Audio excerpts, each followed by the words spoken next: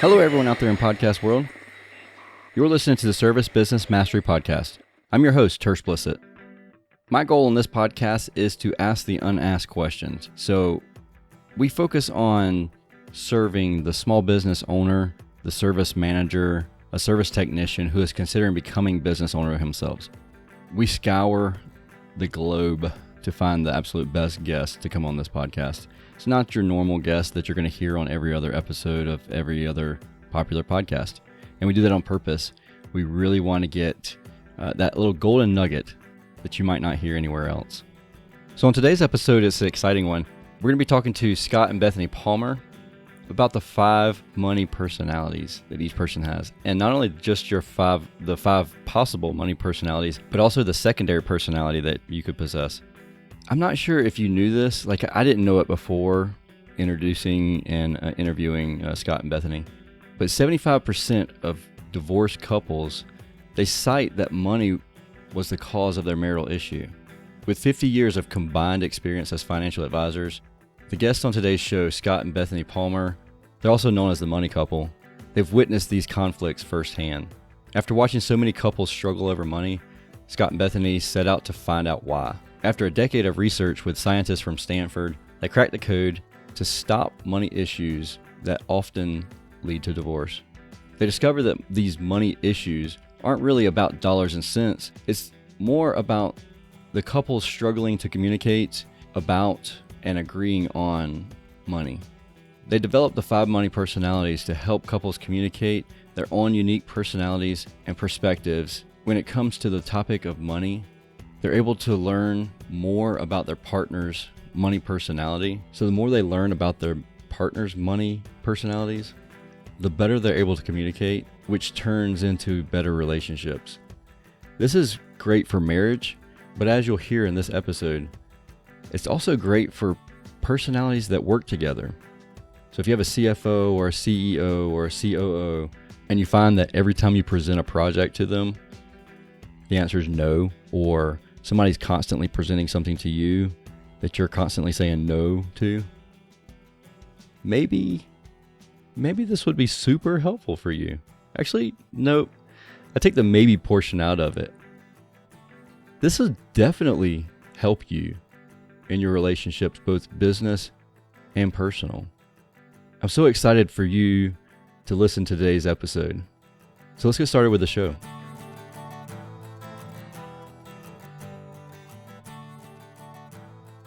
Welcome to the show, Scott and Bethany. Well, thanks for having us. It's great to be here. Oh, it's my pleasure. So on today's episode, we're going to talk about the 5 money personalities. That's super exciting. Yeah, we are just so excited to share with your listeners about these money personalities and how they definitely affect their small businesses and probably how they affect them just even personally. So this is really interesting. We were talking a little bit beforehand, and a lot of people who have business partners or have had business partners in the past that don't recommend having them in the future, I feel like a lot of that is money related. And we were just talking about, one of the big keys is to understand the money personality of your business partner if you have one. Absolutely. That's where it begins. If you understand, well, let me back up just a little bit. Money impacts just about every decision that we make. Especially when it comes to building a business. There's money components to everything. Are you going to get some new software? There's a money component to that. Are you going to decorate your offices? There's a money component to that. Are you going to get an alarm system? There's a money component to that. I mean, every single decision that you make is both the time and a money component to it. So when it comes to the money component to it, let's just start with yourself as the business owner. If you understand who you are and how you think about money, then you will be able to identify where maybe some of your shortcomings are, and you'll be able to fill in some of those shortcomings with some teammates and with some business partners, and understanding then their money personalities and how they deal with money will be able to help you understand if you're A, filling in some gaps, or B, if you need maybe some other input as well. So oftentimes as business owners, as entrepreneurs, We have that visionary, and we're going to talk about the 5 money personalities here pretty soon, but you have that visionary component to you. You have that, let's build it, let's dream it, and they will come kind of approach to how you think. That is awesome. There are ways that you make money decisions because of that's the way that you are. But if you can now understand who you are and understand where maybe some of your gaps are in your money decision making, wow, that can really be powerful and help you build your company even faster. Absolutely. You can build your team around you because I understand some of my shortcomings, and Mhm. the faster that you can have some support there, the like you said, the quicker you can grow if that's your goal to grow fast. Absolutely. I mean, the goal of any team should be to have people that are different from you, not just like you, because if they're different, then their real strengths are going to come out and their real strengths are going to shine. It might not always be fun and it might not always be comfortable, but the reality is if you have these different money personalities working differently in your business, then you're going to find that person with that money personality in their sweet spot. It's really going to move the business forward. I agree 100%. So before we get started with the 5 money personalities, tell us a little bit about you and how you all have worked together and grown relationship wise as far as going through this whole process. Absolutely. Scott, why don't you tell the kind of story of how it all began? Yeah. So where these money personalities came from is Bethany and I have actually been in the financial planning industry for over 25 years, and we actually had a couple that came in for an account review, and they had a lot of money. I mean, they absolutely looked perfect on paper. He was a pretty large, successful entrepreneur here in the Springs, owned a fairly large technology company. And so him and his wife came in for the review, and Bethany and I had all the graphs ready to go, and we were ready to show them how we were moving forward. And there was just so much tension in the room. It was just like, it was overwhelming. And so finally I said, I kind of anticipated maybe they got into a fight in the elevator on the way up or something like that. So I just asked them, I said, what's going on? Are you guys okay? And she kind of blurted out, listen, Scott and Beth, we're really here to split our assets. We're going through a divorce, Oh, wow. and we just need to know how this quadro is going to work. And so we were shocked. I mean, we Oh, were absolutely floored. And so the conversations, continued to progress on the financial side. But, in my mind, I was thinking, oh, did somebody cheat on somebody? Did somebody have Right. an Yeah. addiction? I'm kind of going through all those things in my mind. So I just blurted out. I just basically said, well, why are you guys getting divorced?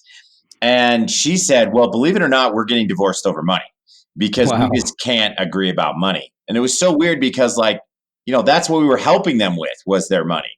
And so a couple days later, I reached out to him and I just said, I need some help.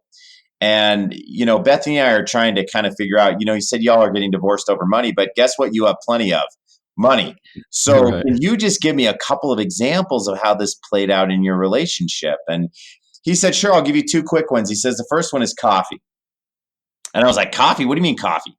He said, well, Scott, I like to go to my specific place where I buy coffee, and I have a special drink that I get every morning. And I'm like, yeah, everybody knows that about you. He said, well, you know what? For the last 18 years, she sends me to the office with a thermos. And she's like, why do you have to buy your coffee? It's so expensive. I can brew, look what I brewed for you for 25 cents. It's just ridiculous that you're spending this much money on coffee. I said, okay, well, that's an interesting example. He said, the second thing I'll tell you is lunches. Now, I have to tell you, this guy was Mr. Network Boy at lunch. I mean, he would get so many high powered guys at his lunch table. And that's really how he built his business here. And, Hmm. he would bring a bunch of guys in for lunch. He would figure out who they knew. He would ask for introductions. That's just how he he would worked. pay for it. And he would pay for it.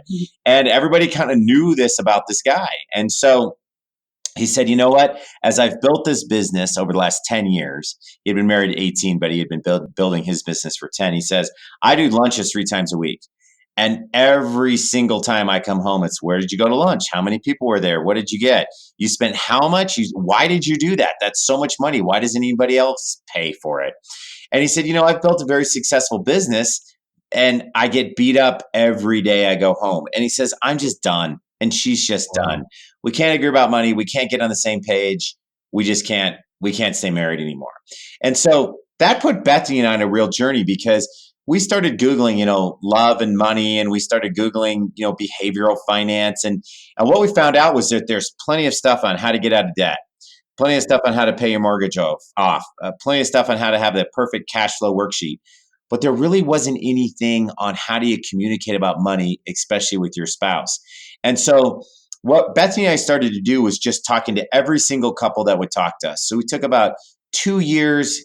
We gathered a ton of data, and then we took our data, we gave it to a statistical scientist from Stanford, and basically said, how do we quantify this?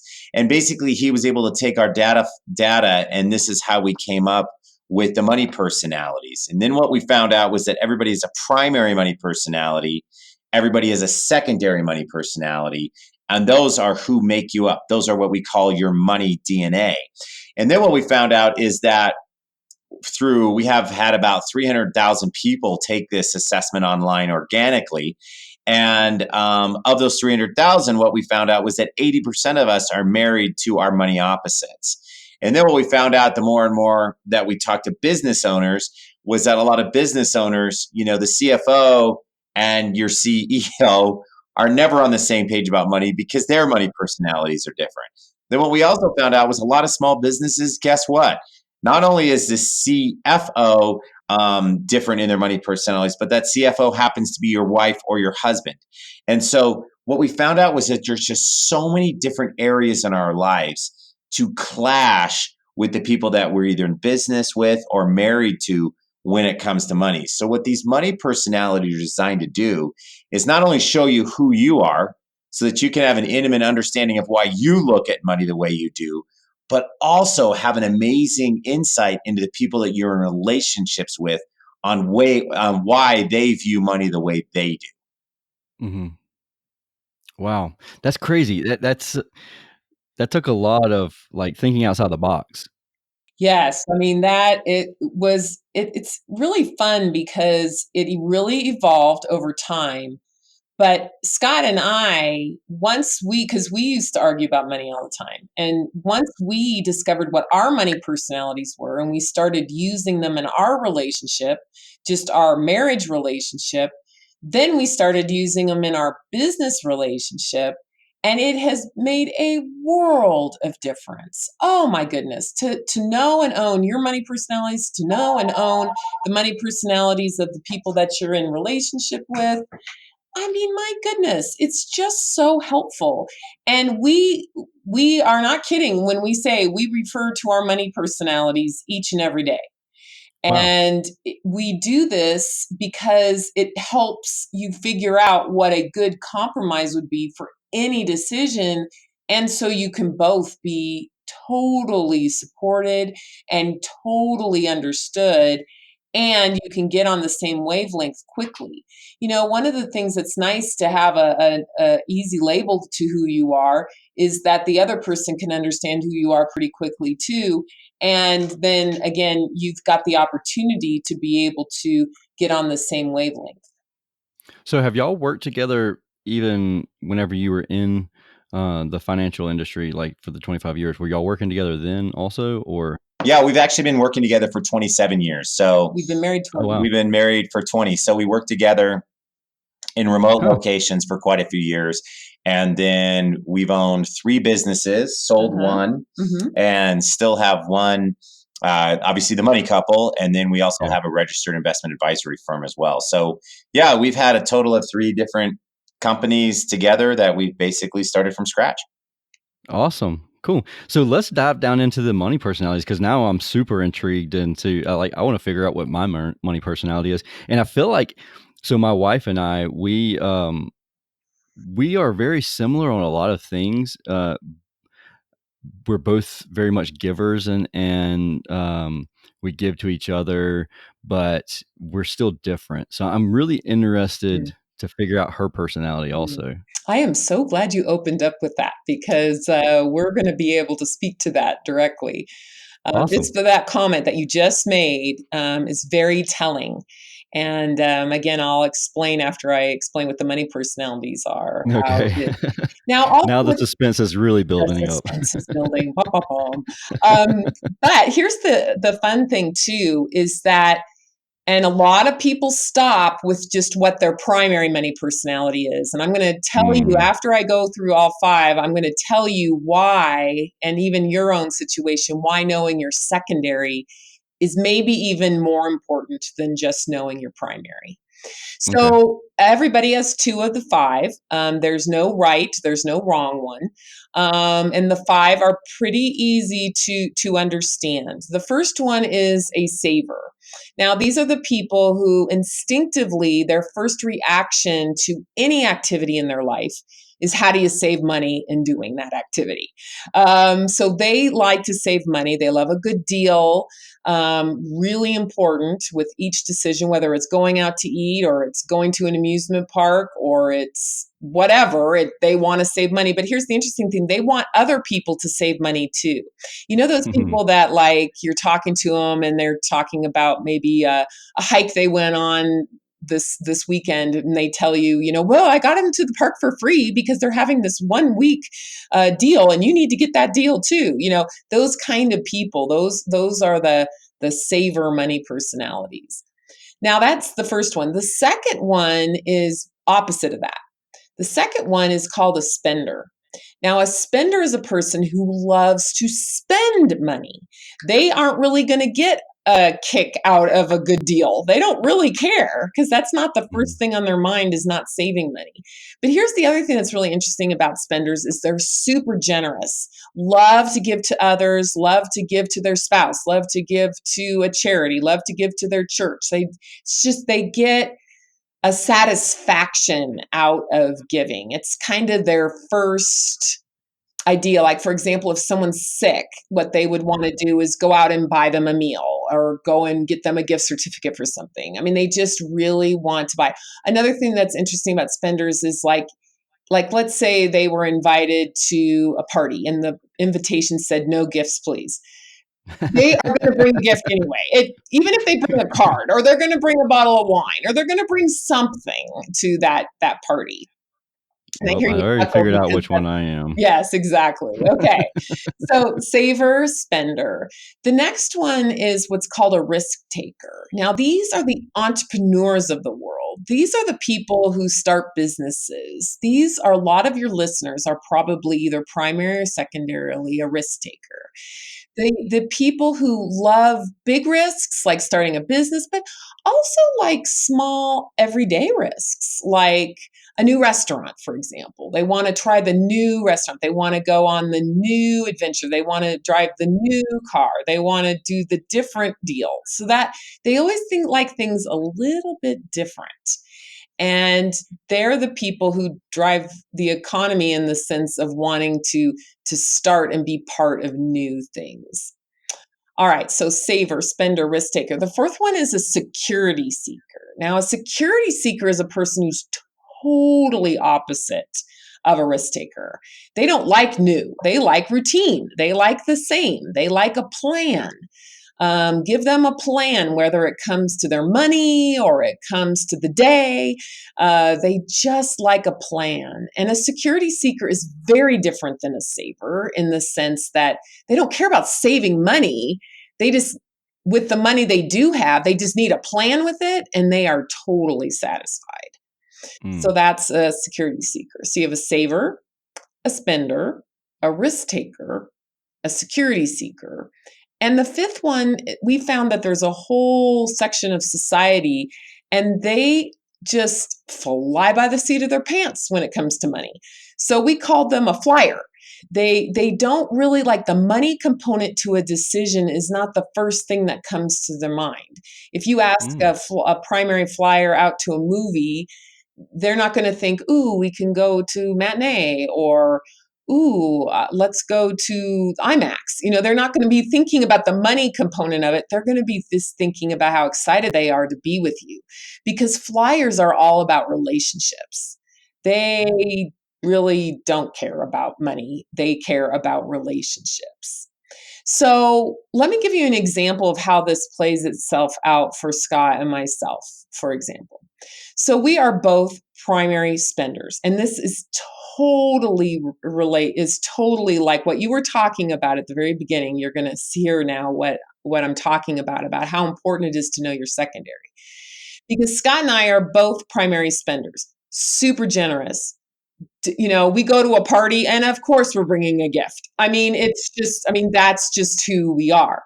But our secondaries, and when you said at the beginning of this broadcast, you said, but we're also very different. It's probably your secondaries that are very, very different, because Scott and my secondary is very different. My secondary is risk taker and Scott's is security seeker.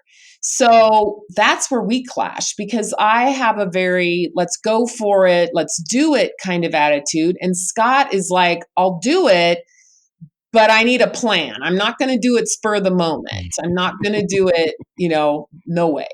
So that's where we were getting into our challenges between us, and we didn't even know, because for the most part, we're the same. But yet we would come into these arguments and be like, where is that coming from? How can we understand that difference? And now that we know our secondary, it's just so, so powerful. Yeah, that's a really good point you bring up, because like we have a conference that we went to recently, and we both want to go do it. We both, we were both Willing to really invest gung the ho money. about. Yeah. Right, Mhm. right. But I was like, okay, I want to see the money and let's invest, like figure out where the money's going to go. She's like, let's just go do it, and the money it'll figure itself out. Like Yep. it sounds a lot like you and Scott. It's hilarious actually. Like, Yeah. It's interesting. I think especially entrepreneurs are pretty comfortable being spenders, but And yeah, risk and takers. risk takers. Those are kind of the big two primary money personalities. But then security seekers are the ones that need a plan with the business. And so mhm, you can go into an agreement on how to spend the money, but then the security seeker is going to want to know, okay, so what part of the business is that coming from? Is that like what we yeah, had budgeted for marketing? Is that, Is it going where to be is worth that? our Is while? that going to be, what's our return on investment? While the other one is like, listen, let's just, like with your wife, let's just go for it because we know we need to do this. We'll figure the money out later. And so you can, the entrepreneur heart is going to drive any small business that's opening. But it's so great because now what Bethany and I have learned over time is that when let me back up. Often what happens in a business relationship and just relationships in general is the security seeker saver are big no people. That's just how we roll. So we say no to everything because it makes us feel like we're losing control if we say yes without a really good plan. And so, what Bethany and I have been able to work on in the last 20 years of working together is I want to make sure that she keeps bringing me the ideas because she's a risk taker. So, she sees opportunities that I just don't see as a security seeker. But what then she allows me to do is she brings me the idea and then says, okay, how can we afford this? Or where should this come from in our budget? And then she kind of turns me loose on it so that I can come back to her and say, hey, I think I found this money for this in our marketing budget. We're going to kill this thing that really isn't working anyway so that we can go to this conference so that we can move forward. And then we're mm, both on board. So we're going to the conference or we're going into this new business venture on the same page. And she was, her needs were met and my needs were met. And that's how you can have an awesome working relationship, even with somebody that's got totally different money personalities, because you just use the strengths of each of those money personalities. I like that. That's a great man. That's awesome. I just like, I'm sitting here in awe because of like conflict could have been avoided in the past Right. had we used this. And we're passionate people. We're not conflict driven people. Right. But we can tell each other when we're very passionate about, yes, we want to get this done. And usually it's like a leap of faith for the other one to say, okay, I trust you. But if we had understood the money personality portion of it, then we could have reframed the whole scenario so it didn't become across as a leap of faith. It was more of, okay, I understand why you feel that way. Right, exactly. And it's interesting. It's like we talk about money personalities, and you would kind of think that it would have to do kind of just with the dollars and cents side, but we find it creeps into all areas of our relationship. So let me give you an example. So we every year we would go on vacation. So we've been married 20 years, almost 21 years now, actually. And we would go on vacation with our kids, and every year we would go to the same place. We would always go to Disney World. And that was just feedings. First, it fed my excitement because it's different. You obviously spend a lot of money, so that didn't bother me. And I liked it because it was different. You were doing different kind of activities, and Scott liked it because it was fun and different, but it was kind of confined.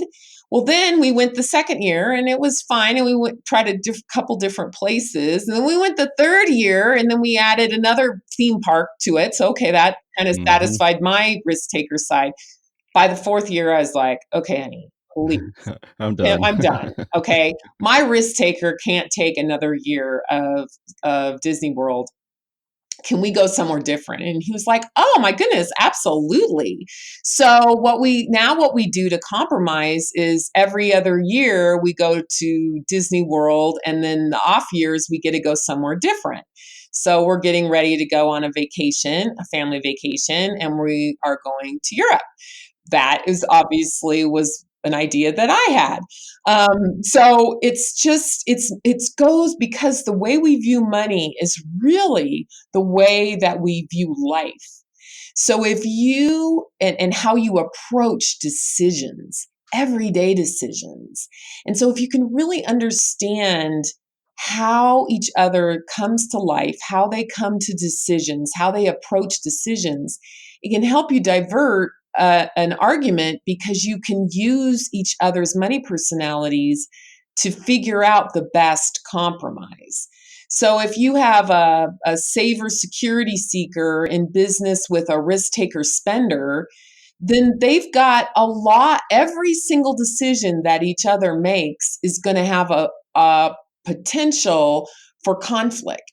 So that's why it's going to be very important to not just spur decisions on each other.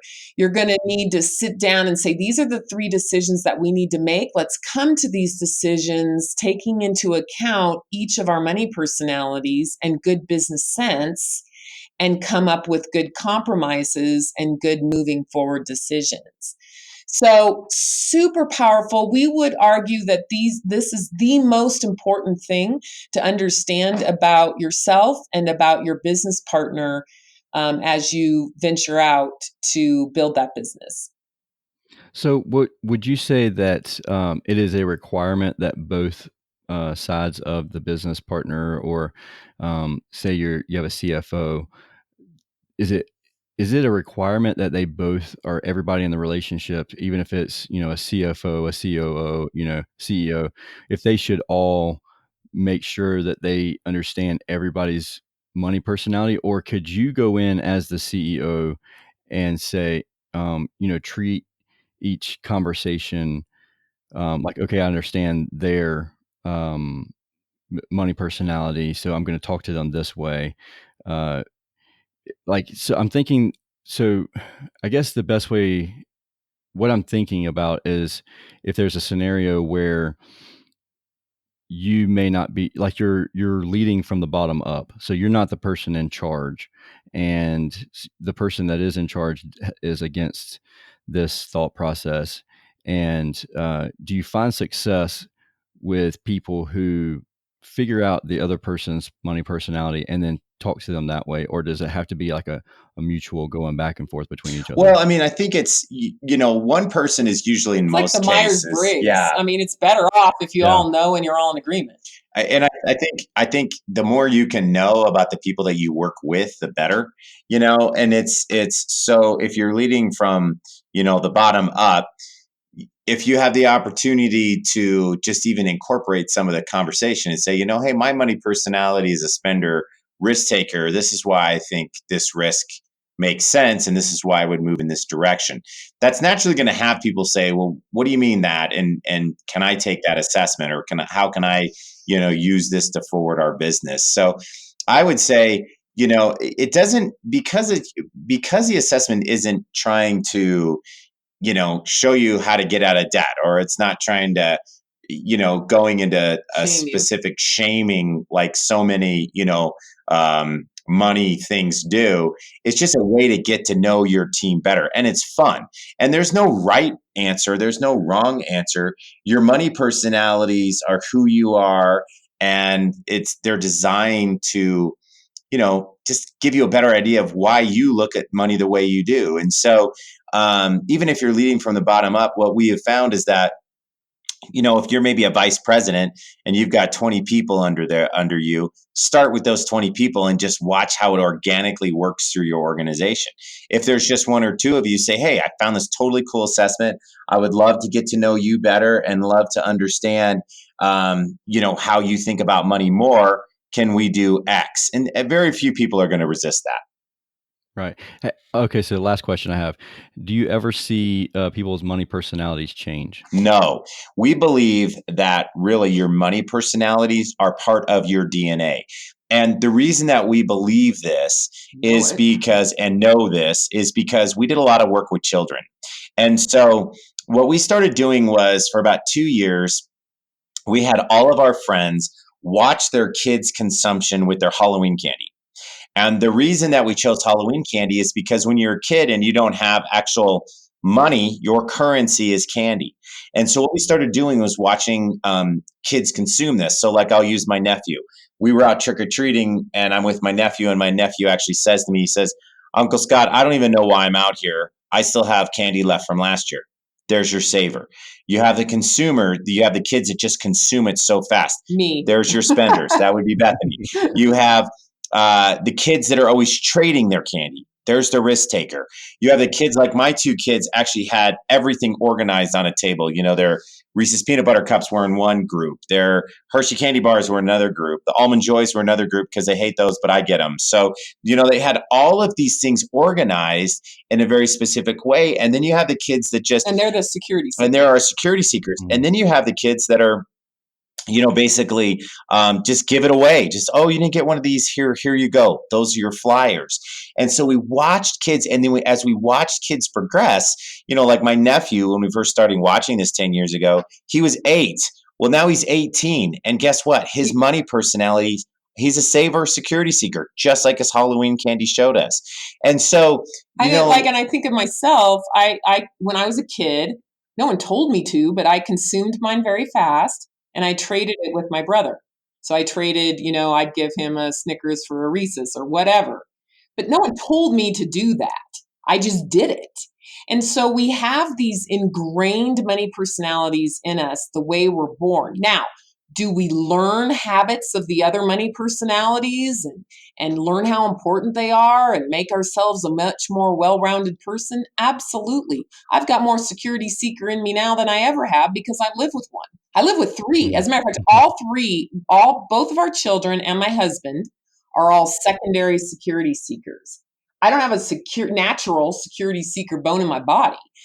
So I've learned that with my whole family, I need to speak to them with the language of a plan. What's the plan for the day? What's the plan? What are we doing? As a matter of fact, we're going on this vacation. We sat down yesterday and went over our whole plan for our vacation. And you could just see their shoulders come down. They're like, oh, okay. They are more excited now than they've ever been.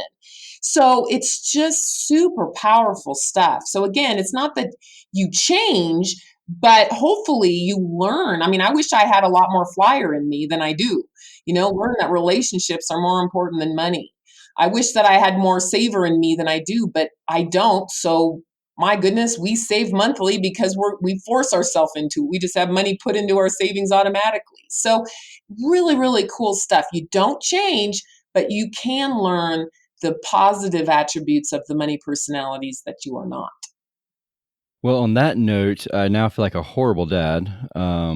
All 4 of my kids have a different money personality. Yep. And my youngest son, he turns 6 today. He is a saver, 100%, and he hoards that candy away. Yep. And then the other kids, they run out of candy, and then I'm like, "All right, Memphis, time for you to share." And like it's like, He doesn't want oh it. man, like don't hoard this. I keep telling him, don't hoard it, because eventually you're gonna have to share it with your sister or your brothers. And now I feel terrible because that's just ingrained in his personality to keep that to save it. Yes. And so I'm gonna have to definitely work on that when with coaching all the kids. Yes, and each of your 4 kids have primary and secondary money personalities, and they all could be Yep. very different. And one of the things, because of that, what we did is we also put together an assessment for kids. If you go on our website at themoneycouple.com, you can actually, and then under resources, go down to parents and kids, and we have money personality assessment for 5 to 12-year-old, one for 13 to 17-year-old, and one from 18 to 25-year-old. Because knowing your kids' money personalities is going to really help you shape them into a really healthy money person. As a matter of fact, we even put a book together called The 5 Money Conversations to Have with Your Kids, based on every age and stage. And we put that together and lumped it together with the assessment to use their money personalities to teach them these things, and to really That's so impress cool. upon them that they are special, they are unique. There are parts of their money personalities that are awesome, but there are parts of their money personalities that are going to have some challenges, and I'm going to help you learn some of those challenges so you can help to grow up to be a more well-rounded person. So super duper important. And it's great that you see already that your kids are different. Now, this next weekend, go in there and have them each take the kids' money personality assessment, and really, really learn scientifically who they are. And it's just going to help you parent them. So as we Absolutely. talk through all of these, it's important. We obviously have our adult assessment, money personality assessment, that's put together. And that is super important place to start. But then as your family grows, know each and every one of your kids as well. Perfect. Thank y'all so much. You are Like welcome. this is really eye-opening. And whenever you were presented to me as a possible person to interview or people to interview, I was like, yeah. I mean, money's always important. It's kind of the taboo subject to talk about, but like, wow, this is really awesome information, and I'm super super excited that y'all came on the show and could share this with our entire audience. Well, we have all the assessments and some incredible resources available to your listeners, as well. Matter of fact, we put a special web page together for them. It's at themoneycouple.com/SBM. And so everybody go out there and check them out, because they're just wonderful resources that have just helped thousands and thousands of couples, parents, and business owners. Absolutely. Thank you again for coming on the show, and thank you so much for sharing everything with us. 100% our pleasure. Thanks for having us. Y'all have a great day. You too. So I hope you enjoyed this episode. If you found value in this episode, please share it with a friend. Obviously, podcasts, they don't cost you anything, so here's the fee. Share it with somebody. Share it with a friend. Share it with somebody you don't know. Just tell the world about how great this episode was. And don't forget to leave a review on whatever platform you're listening to this episode on. They're really awesome. I was reviewing some reviews just yesterday, and I'm blown away with the kind words that are being shared. Don't forget, if you ever need anything from me, reach out to me. My email address is tersh@icebound.us. I do my absolute very best to get back to you the same day. If you ever want to learn about the autoresponders, automating your life, feel free to send me an email. You'll get an autoresponder instantly. And I'm actually working on some other stuff too, to help automate life and speed things up, so I don't have to memorize when to do things and store all that stuff in my mind. Anyways, I'm not going to go down that rabbit hole. Great information that I learned this past week at the CEO Warrior. With that being said, I hope you have a wonderful day, and we'll talk again next week on the Service Business Mastery Podcast, the podcast focused on service business owners, managers, and technicians who are considering becoming business owners themselves. Have a great week.